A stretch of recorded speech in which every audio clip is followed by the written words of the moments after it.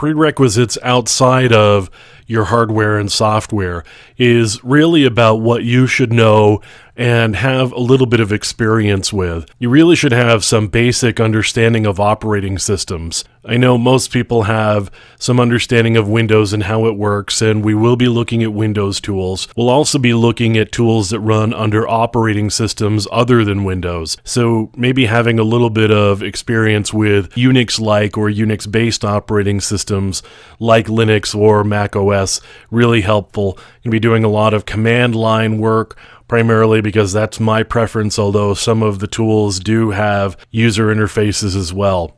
A basic understanding of networks and how networking works.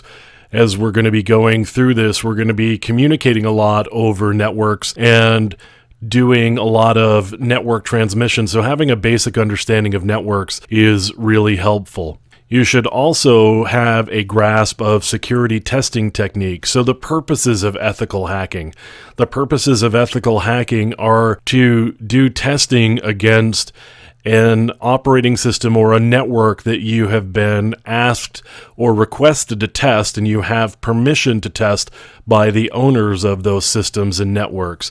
That's the purpose of doing ethical hacking, is to make sure that we've got the operating system or the network hardened enough that it would be difficult for a skilled attacker to penetrate the operating system or the network. And so the purpose of ethical hacking is to help protect those systems and networks. You should have an idea of what the expected outcome is. So an expected outcome would be to be able to either not get in at all despite exhaustive efforts, or if you do get in, you need to be able to document exactly what it is you've done in order to prepare the owner of the system or the network for how they can remediate the particular vulnerability that you've turned up. Obviously, ethics are really important.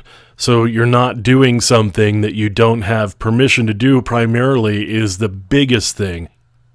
Doing something that you don't have permission to do and testing networks that you don't have permission to test is frankly just illegal. So something you want to stay away from is not playing around with systems and with networks that you don't have explicit permission to do some testing on. So that's really important, and that's a big part of doing ethical hacking is just simply being ethical.